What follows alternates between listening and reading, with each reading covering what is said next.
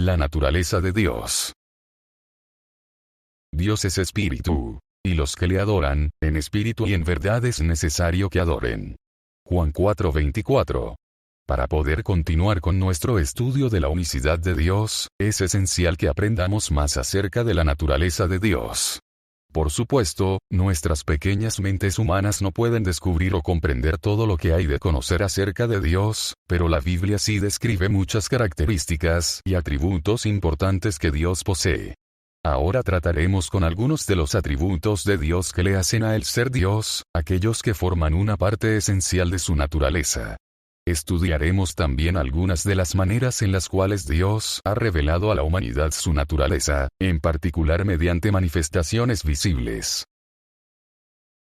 Dios es espíritu. Jesús proclamó esta verdad en Juan 4:24. La Biblia la revela consistentemente, desde Génesis 1:2. Y el Espíritu de Dios se movía sobre la faz de las aguas, hasta Apocalipsis 22:17. Y el Espíritu y la esposa dicen, ven. Hebreos 12:9 le llama a Dios el Padre de los Espíritus. ¿Qué es un espíritu? El diccionario Webster, en inglés, incluye en su definición de la palabra lo siguiente: un ser sobrenatural, incorpóreo, irracional, siendo usualmente invisible a los seres humanos, pero poseyendo el poder de hacerse visible a su voluntad. Un ser que posee una naturaleza incorpórea o inmaterial. 1. La palabra hebrea que se traduce espíritu es ruach, y puede significar viento, aliento, vida, ira, insustancialidad, región del cielo, o el espíritu de un ser racional. La palabra griega traducida como espíritu, pneuma, puede significar una corriente de aire, aliento, un soplo repentino, brisa, espíritu, alma, principio vital, disposición, ángel, demonio, o Dios. 2. Las tres definiciones enfatizan que un espíritu no tiene carne y huesos, Lucas 24:39. Del mismo modo, Jesús indicó que el Espíritu de Dios no tiene carne y sangre, Mateo 16:17. Entonces, cuando la Biblia dice que Dios es espíritu, quiere decir que Él no puede ser visto ni tocado físicamente por los seres humanos. Como un espíritu, Él es un ser inteligente y sobrenatural que no tiene un cuerpo físico. Dios es invisible. Ya que Dios es un espíritu, Él es invisible, a menos que le escoja manifestarse al hombre en alguna forma visible. Dios le dijo a Moisés, no podrás ver mi rostro, porque no me verá hombre, y vivirá, Éxodo 33:20. A Dios nadie le vio jamás, Juan 1:18. Primera de Juan 4:12. No tan solo ningún hombre ha visto a Dios jamás, sino que ningún hombre puede ver a Dios, Primera de Timoteo 6:16. Varias veces la Biblia le describe a Dios como siendo invisible, Colosenses 1:15, Primera de Timoteo 1:17, Hebreos 11:27. Aunque el hombre puede ver a Dios cuando Él aparece en varias formas, ningún hombre puede ver directamente el Espíritu invisible de Dios. Dios es omnipresente, presente en todo lugar. Porque Dios es un espíritu, Él puede estar en todo lugar al mismo tiempo. Él es el único espíritu que es verdaderamente omnipresente, pues todos los otros seres espirituales como los demonios, los ángeles, y Satanás mismo pueden ser confinados a ciertas localidades, Marcos 5:10, Judas 6, Apocalipsis 21:3. Aunque Dios es omnipresente, no podemos igualarle a la naturaleza, sustancia, o las fuerzas del mundo, que sería panteísmo, porque Él tiene individualidad, personalidad, e inteligencia. Salomón reconoció la omnipresencia de Dios cuando oró en la dedicación del templo, diciendo, «He aquí que los cielos de los cielos, no te pueden contener», Primero de Reyes 8:27. Véase Segundo de Crónicas 2:6, 6:18. Dios declaró su omnipresencia diciendo, «El cielo es mi trono, y la tierra estrado de mis pies», Isaías 66:1. Véase también Hechos 7:49. Pablo predicó que el Señor no está lejos de cada uno de nosotros. Porque en Él vivimos, y nos movemos, y somos, Hechos 17:27-28. Tal vez la más hermosa descripción de la omnipresencia de Dios se halla en Salmo 139:7-13. ¿A dónde me iré de tu espíritu? ¿Y a dónde huiré de tu presencia? Si subiere a los cielos, allí estás tú. Y si en el Seol hiciere mi estrado, he aquí, allí tú estás. Si tomare las alas del alba y habitar en el extremo del mar, aún allí me guiará tu mano, y me asirá tu diestra. Si dijere, ciertamente las tinieblas me encubrirán, aún la noche resplandecerá alrededor de mí. Aún las tinieblas no encubren de ti, y la noche resplandece como el día. Lo mismo te son las tinieblas que la luz. Porque tú formaste mis entrañas, tú me hiciste en el vientre de mi madre. Si Dios es omnipresente, ¿por qué le describe la Biblia como estando en el cielo? He aquí varias razones. 1. Esto enseña que Dios es trascendente. En otras palabras, Él sobrepasa el entendimiento humano y no se halla limitado a esta tierra. 2. Se refiere al centro del razonamiento y la actividad de Dios, su cuartel general por decirlo así. 3. Se refiere a la presencia inmediata de Dios. Eso es, la plenitud de la gloria y el poder de Dios, a la cual ningún hombre mortal puede mirar y vivir, Éxodo 33:20. 4. Puede referirse también a la manifestación visible de Dios a los ángeles en el cielo. No puede significar que Dios es falto de omnipresencia, ni es limitado a un solo lugar, ni limitado a un cuerpo. De igual modo, cuando la Biblia dice que Dios vino a la tierra o se apareció a un hombre, no niega su omnipresencia. Meramente significa que el enfoque de su actividad se ha mudado a la tierra, por lo menos en cuanto a un cierto individuo o una cierta situación. Cuando Dios viene a la tierra, el cielo no está vacío. Él puede actuar simultáneamente en el cielo y en la tierra, o en varias localidades en la tierra. Es muy importante que reconozcamos la magnitud de la omnipresencia de Dios y que no la limitemos por nuestra experiencia humana. ¿Tiene Dios un cuerpo? Ya que Dios es un espíritu invisible y es omnipresente, Él ciertamente no tiene un cuerpo como nosotros lo conocemos. Él sí tomó varias formas y manifestaciones temporales a través del Antiguo Testamento para que el hombre le pudiera ver. Sin embargo, la Biblia no registra ninguna manifestación corporal permanente de Dios hasta que nació Jesucristo. Por supuesto, Dios, en Cristo, tuvo un cuerpo humano y ahora tiene un cuerpo humano glorificado e inmortal. Fuera de las manifestaciones temporales de Dios y fuera de la revelación neotestamentaria de Dios en Cristo, creemos que las referencias escriturales a los ojos, las manos, los brazos, los pies, el corazón, y otras partes del cuerpo de Dios son ejemplos de lenguaje figurativo o antropomorfismos, interpretaciones de lo no humano en términos de lo humano para que el hombre pueda comprender. En otras palabras, la Biblia le describe al Dios infinito en términos humanos y finitos para que podamos comprenderle mejor. Por ejemplo, el corazón de Dios denota su intelecto y sus emociones, no un órgano que bombea sangre, Génesis 6:6, 8:21. Cuando Dios dijo que el cielo era su trono y la tierra estrado de sus pies, Él describía su omnipresencia, no unos pies literales recostados en la esfera, Isaías 66:1.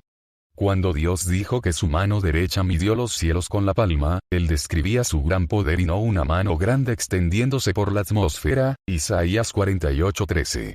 Los ojos de Jehová están en todo lugar, no significa que Dios tiene ojos físicos en toda localidad, sino que indica su omnipresencia y omnisciencia, Proverbios 15:3. Cuando Jesús echó fuera demonios por el dedo de Dios, Él no arrastró del cielo un dedo gigantesco, sino que ejercitó el poder de Dios, Lucas 11:20. El soplo del aliento de Dios no consistía en partículas literales emitidas por gigantescas narices celestiales, sino el fuerte viento oriental enviado de Dios para abrir el mar rojo, Éxodo 15:8, 14:21. El hecho es que interpretación literal de todas las visiones y descripciones físicas de Dios nos conduciría a la creencia que Dios tiene alas, Salmos 91:4. En resumen, creemos que Dios como espíritu no tiene un cuerpo a menos que le escoja manifestarse en forma corporal, como lo hizo en la persona de Jesucristo. Algunos dicen que en el Antiguo Testamento Dios tenía un cuerpo espiritual que era visible a otros seres espirituales como los ángeles.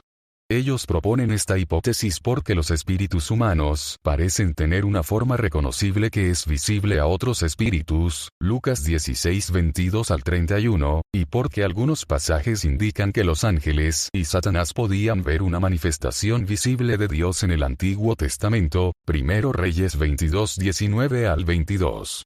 Job 1 6. Sin embargo, Dios no necesitaba un cuerpo espiritual para hacer esto porque Él podría haberse manifestado en varios tiempos a otros espíritus tal como lo hizo al hombre.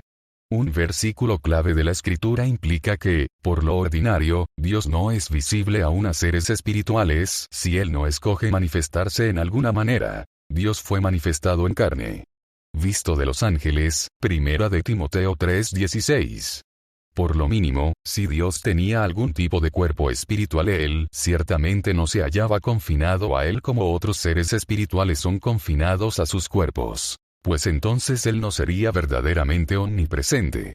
Por ejemplo, la omnipresencia de Dios significa que Él podría haberse aparecido a los hombres en la tierra y a los ángeles en el cielo simultáneamente. También, tenemos que darnos cuenta de que en los tiempos neotestamentarios Dios ha escogido revelarse plenamente mediante Jesucristo, Colosenses 2:9.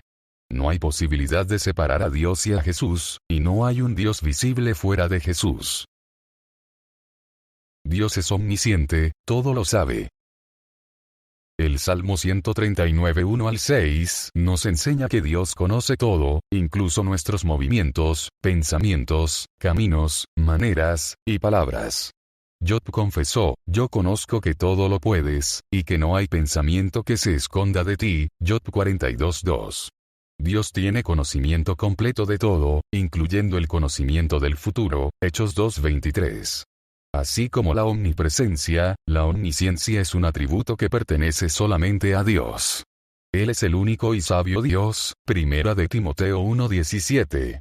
La Biblia no identifica ningún otro ser quien es capaz de leer todos los pensamientos del hombre, predecir el futuro con certeza, o conocer todo lo que hay de conocer. Dios es omnipotente, todopoderoso. Dios se identifica como el Todopoderoso muchas veces a través de la Biblia, Génesis 17:1, 35:11, etc. Él tiene todo el poder que existe, y ningún ser puede ejercer cualquier poder a menos que Dios lo permita, Romanos 13:1. Nuevamente, solo Dios es omnipotente, pues solamente un ser puede tener todo poder.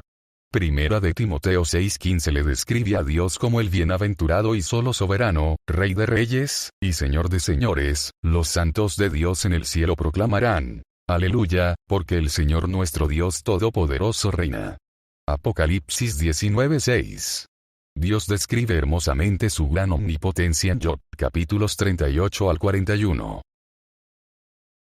Dios es eterno. Dios es eterno, inmortal, y perdura para siempre, Deuteronomio 33:27. Isaías 9:6. 1 de Timoteo 1:17. Él es el primero y el último, Isaías 44:6. Él no tuvo principio ni tendrá fin. Otros seres espirituales, incluso el hombre, son inmortales en cuanto al futuro, pero solo Dios es eterno en el pasado y el futuro. Dios es inmutable, no cambia. El carácter y los atributos de Dios nunca cambian. Porque yo Jehová no cambio, Malaquías 3:6. Es cierto que Dios a veces se arrepiente, cambia su curso de acción en relación al hombre, pero esto es solamente porque el hombre cambia sus acciones. La naturaleza de Dios permanece igual. Solamente su futuro curso de acción cambia para responder a los cambios del hombre. Por ejemplo, el arrepentimiento de Nínive causó que Dios cambiara sus planes para destruir aquella ciudad, Jonás 3:10. Además, a veces la Biblia dice que Dios se arrepiente en un sentido de entristecerse o de sentir pena en vez del sentido de cambiarse de decisión, Génesis 6:6. Dios posee individualidad, personalidad, y racionalidad. Dios es un ser inteligente con una voluntad, Romanos 9:19, y habilidad de razonar, Isaías 1:18. Él posee una mente inteligente, Romanos 11:33 al 34. El hecho de que el hombre es un ser emocional indica que Dios tiene emociones, pues Dios creó al hombre a su imagen, Génesis 1:27. La naturaleza emocional esencial de Dios es amor, pero Él posee muchas emociones como el deleite, piedad o compasión, odio al pecado y celo por la justicia, Salmo 18:19, Salmo 103:13, Proverbios 6:16, Éxodo 20:5. Él es tardo en airarse, pero sí puede ser provocado a la ira, Salmo 103:8, Deuteronomio 4:25. Dios puede ser contristado, Génesis 6:6, y bendecido, Salmo 103:1. Por supuesto, sus emociones trascienden nuestras emociones, pero solamente podemos describirle a Él usando términos que describen emociones humanas. Los atributos morales de Dios. Dios es amor, primera de Juan 4:8, 16. El amor es la esencia de Dios. Es su misma naturaleza. Dios tiene muchas otras cualidades y atributos, muchos de los cuales provienen de su amor. La naturaleza moral de Dios. 1. Amor, primera de Juan 4:8. 2. Luz, primera de Juan 1:5. 3. Santidad, primera de Pedro 1:16. 4. Misericordia, Salmo 103:8. 5. Benignidad, Salmo 18:35. 6. Rectitud, Salmo 129:4. 7. Bondad, Romanos 2:4. 8. Perfección, Mateo 5:48. 9. Justicia, Isaías 45:21. 10. Fidelidad, primera de Corintios 10:13. 11. Verdad, Juan 17:17. 12. Gracia, Salmo 103:8. Estos atributos morales de Dios no son contradictorios, sino que obran en armonía. Por ejemplo, la santidad de Dios obligó una separación inmediata entre Dios y el hombre cuando el hombre pecó. Después, la rectitud y la justicia de Dios demandaban la muerte como la pena del pecado, pero el amor y la misericordia de Dios buscaban el perdón. Dios pudo satisfacer a la justicia y a la misericordia mediante la muerte de Cristo en el Calvario y el plan de salvación que resultó de ella. Nos gozamos de los beneficios de la misericordia de Dios cuando aceptamos la obra propiciatoria de Cristo y la aplicamos a nuestras vidas mediante la fe. Cuando aceptamos y obedecemos por la fe el plan de salvación de Dios, Dios nos atribuye la justicia de Cristo, Romanos 3:21 al 5:21. Entonces, Dios puede perdonarnos justamente, primera de Juan 1:9, y nos puede restaurar a la comunión con Él sin violar su santidad. La muerte del Cristo inocente y sin pecado y la imputación a nosotros de la justicia de Cristo satisfacen la justicia y la santidad de Dios. Sin embargo, si rechazamos la propiciación de Cristo, solamente nos queda el enfrentarnos solos al juicio de Dios. En este caso su santidad demanda separación del hombre pecaminoso y su justicia demanda la muerte para el hombre pecaminoso. Entonces la justicia y la misericordia son aspectos complementarios y no contradictorios de la naturaleza de Dios, como lo son la santidad y el amor. Si aceptamos el amor y la misericordia de Dios, Él nos ayudará a satisfacer su justicia y santidad. Si rechazamos el amor y la misericordia de Dios, tendremos que enfrentarnos solos a su justicia y santidad, Romanos 11:22. Por supuesto, la lista mencionada arriba no agota las cualidades de Dios. Dios es trascendente y ningún humano le puede comprender plenamente. Porque mis pensamientos no son vuestros pensamientos, ni vuestros caminos mis caminos, dijo Jehová. Como son más altos los cielos que la tierra, así son mis caminos más altos que vuestros caminos, y mis pensamientos más que vuestros pensamientos. Isaías 55:8 al 9. Oh profundidad de las riquezas de la sabiduría y de la ciencia de Dios. Cuán insondables son sus juicios, e inescrutables sus caminos. Porque ¿quién entendió la mente del Señor? ¿O quién fue su consejero? Romanos 11:33 al 34. Las teofanías. Una de las maneras en las cuales Dios se reveló en el Antiguo Testamento y trató con el hombre al nivel de un hombre era por medio del uso de teofanías. Una teofanía es una manifestación visible de Dios, y normalmente la consideramos como siendo temporal en su naturaleza. Como hemos visto, Dios le es invisible al hombre. Para hacerse visible, Él se manifestaba en una forma física. Aunque nadie puede ver el Espíritu de Dios, se puede ver una representación de Dios. Enumeradas abajo se hallan algunas de las maneras en las cuales Dios escogió manifestarse en el Antiguo Testamento. Dios apareció a Abraham en una visión, como un horno humeando y una antorcha de fuego, y como un hombre, Génesis 15:1, 15:17, 18:1 al 33. En esta última instancia, Dios y 2 ángeles aparecieron en la forma de 3 hombres, 18:2, y comieron comida provista por Abraham. Los 2 ángeles partieron hacia Sodoma mientras que Dios se quedó para hablar con Abraham, Génesis 18:22, 19:1.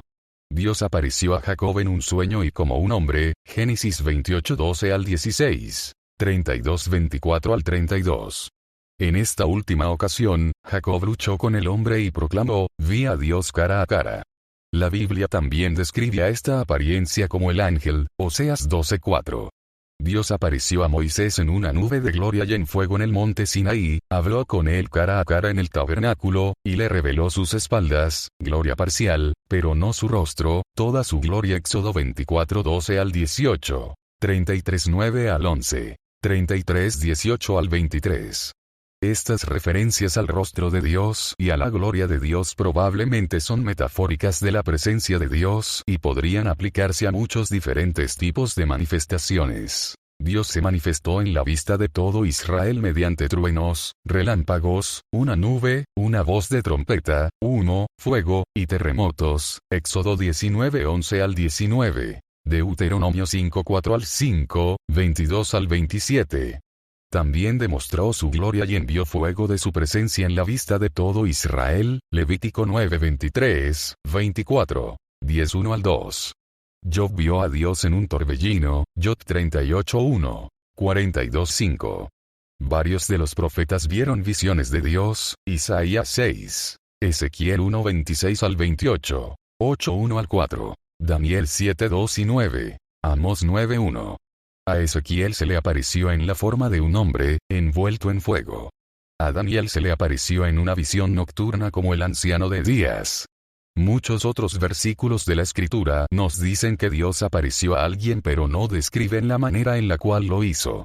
Por ejemplo, Dios apareció a Abraham, Isaac, Jacob, y Samuel, Génesis 12:7, 17:1, 26:2, 24, 35:9 al 15. Primero de Samuel 3:21.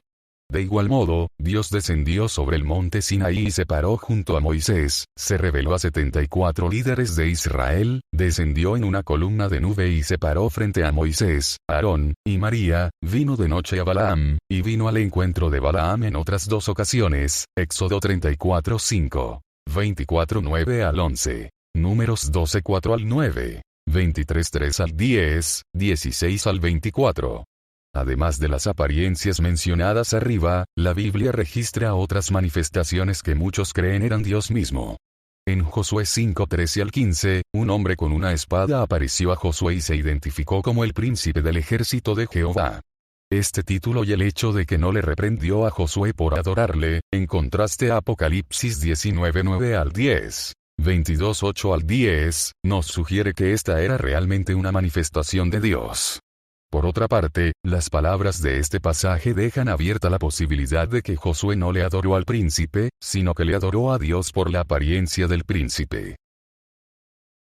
El ángel de Jehová. Algunas de las numerosas manifestaciones del ángel de Jehová parecen ser teofanías. El ángel de Jehová apareció a Agar, habló como si fuera Dios, y ella le llamó Dios, Génesis 16:7 al 13. La Biblia dice que el ángel de Jehová apareció a Moisés en la zarza ardiente, pero después dice que Dios habló con Moisés en aquella ocasión, Éxodo 3, Hechos 7:30 al 38. Éxodo 13:21 dice que Jehová iba delante de Israel en una columna de nube, mientras que Éxodo 14:19 dice que el ángel de Dios estaba con la columna de nube. El ángel de Jehová apareció a Israel en Jueces 2:1 al 5 y habló como Dios. Jueces 6:11 al 24 describe la apariencia del ángel de Jehová a Gedeón y luego dice que Jehová miró a Gedeón. Nuevamente, el ángel de Jehová apareció a Manoah y a su esposa, y ellos creyeron que habían visto a Dios, Jueces 13:2 al 23. Otras visitaciones del ángel de Jehová no indican si eran manifestaciones de Dios mismo o no, aunque la gente presume con frecuencia que lo eran. Algunos ejemplos son las apariencias a Abraham en el monte Moriah y a Balaam, Génesis 22:11 al 18, Números 22:22 al 35. A veces el ángel de Jehová claramente no es una manifestación de Dios. Algunos ejemplos son las apariencias a David y a Zacarías, segundo de Samuel 24:16, primero de Crónicas 21:15 al 30, Zacarías 1:8 al 19. El ángel del Señor en el Nuevo Testamento aparentemente no es más que un ángel, y por cierto no es Jesucristo, Mateo 1:20, 2:13, 28:2, Hechos 8:26. Al analizar todos estos versículos de las Escrituras, algunos dicen que el ángel de Jehová siempre es una manifestación directa de Dios. Sin embargo, algunas de las arriba mencionadas instancias no apoyan esta idea y dos de ellas actualmente la contradicen. Otros dicen que el ángel de Jehová es en algunas instancias una manifestación de Dios, y en otras no. Esta segunda idea parece ser consistente con las Escrituras. Una tercera idea, sin embargo, es que el ángel de Jehová nunca es Jehová, sino un ángel literal. Para apoyar esta última idea, uno enfatizaría que los ángeles son voceros, mensajeros, y agentes de Dios. En otras palabras, esta idea contiende que es correcto decir que el Señor dijo o el Señor hizo, aunque Él lo dijo o lo hizo mediante la agencia de un ángel. Bajo esta idea, una descripción de un hecho de Dios en el relato de una apariencia angelical es sencillamente una manera de decir en breve que Dios actuó por medio del ángel. Ya que los escritores bíblicos hacen claro al principio de los relatos que un ángel era el agente directo, no tiene que existir ninguna ambigüedad o discrepancia. En esta idea, las personas que reconocieron la visitación de Dios o estaban equivocadas en su creencia que habían visto a Dios mismo, o, más razonablemente, reconocieron que Dios estaba usando un ángel para hablarles y entonces se dirigieron a Dios mediante el ángel. Hay otra manera de reconciliar esta tercera idea con los versículos de la Escritura que identifican al ángel de Jehová con Jehová mismo. A saber, que el ángel apareció visiblemente, pero que el Señor también estaba presente invisiblemente. Entonces, las referencias al Señor como actuando o hablando podrían significar literalmente el Señor y no el ángel. En resumen, es evidente que el ángel de Jehová en el Antiguo Testamento no era siempre el Señor mismo. Una persona puede sostener plausiblemente que el ángel de Jehová jamás era una teofanía actual, pero no puede contender con seriedad que el ángel de Jehová era siempre una teofanía. La explicación más sencilla es que la frase, el ángel de Jehová, a veces se refiere a una teofanía de Dios, pero en otras ocasiones denota nada más que un ángel ordinario. Un erudito trinitario resume la idea predominante de la siguiente manera. En el Antiguo Testamento el ángel de Jehová podría ser solamente un mensajero de Dios, la misma palabra hebrea significa mensajero, distinto de Dios mismo, 2 Samuel 24:16, o podría ser identificado con el Señor mismo hablando de sí mismo. El hecho de que Dios no puede ser ilustrado con claridad es típico de las teofanías del Antiguo Testamento. Dios tiene la libertad de manifestar su presencia, al mismo tiempo que los humanos tienen que ser protegidos de su presencia inmediata. Melquisedec. Muchos le consideran a Melquisedec como una teofanía, Génesis 14:18. Hebreos 7:3 dice que él era sin padre, sin madre, y sin genealogía. Esto podría significar que él era Dios en forma humana, o podría significar sencillamente que su origen genealógico no se hallaba registrado. Hebreos 7:4, en la traducción King James en el inglés, se refiere a él como un hombre. Aunque uno le considere como siendo un hombre ordinario o una teofanía de Dios en forma de hombre, él era un tipo o una sombra de Cristo, Hebreos 7:1 al 17. El cuarto hombre en el fuego. Una supuesta teofanía es el cuarto hombre quien apareció en el fuego cuando Sadrach, Mesach y Abednego fueron lanzados al horno, Daniel 3:24 al 25. El rey pagano Nabucodonosor dijo, «He aquí yo veo 4 varones sueltos. Y el aspecto del cuarto es semejante a hijo de los dioses», Daniel 3:25. En el idioma original, arameo, no hay un artículo determinado que precede a hijo. Es decir, él no precede a hijo en este pasaje. La versión Reina Valera traduce esta frase como hijo de los dioses. El rey estaba usando terminología pagana y no tenía conocimiento alguno de la futura llegada del unigénito Hijo de Dios. Lo más probable es que el rey vio un ángel, pues él describió esta manifestación como un ángel, Daniel 3:28. Parece ser que la frase hijos de Dios puede referirse a seres angelicales, Job 38:7. A lo máximo, lo que vio Nabucodonosor podría ser solamente una teofanía temporal de Dios. Es seguro que esta no era una vista del Hijo de Dios descrito en el Nuevo Testamento, pues el Hijo no había nacido y el papel del Hijo no había empezado. ¿Hay teofanías en el Nuevo Testamento? El Nuevo Testamento no registra ninguna teofanía de Dios en forma humana fuera de Jesucristo. Por supuesto, Cristo era más que una teofanía. Él no era solamente Dios apareciendo en la forma de un hombre, sino que era Dios vestido de un cuerpo y una naturaleza humana verdadera. El ángel del Señor en Mateo 1:20, 2:13, 28:2 y Hechos 8:26 parece ser un ángel y nada más. No hay evidencia al contrario. Es claro en estos pasajes que el ángel no es Jesucristo. Esto concuerda bien con la conclusión que el ángel de Jehová no era siempre Jehová mismo. La única cosa que podría ser una teofanía en el Nuevo Testamento es la paloma en el bautismo de Cristo. ¿Por qué esta falta de teofanías en el Nuevo Testamento? La razón es que no hay necesidad de ellas. Dios se halla plenamente expresado en Jesucristo. Jesús declara y revela completamente al Padre, Juan 1:18. Jesús es la imagen del Dios invisible, el resplandor de su gloria, y la imagen misma de su sustancia, Colosenses 1:15, Hebreos 1:3. Conclusión. En el Antiguo Testamento Dios escogió revelar varios aspectos de su naturaleza al hombre por medio de varias teofanías. En la era del Nuevo Testamento, la revelación progresiva de Dios mediante las teofanías culminó y halló perfecto cumplimiento en Jesucristo.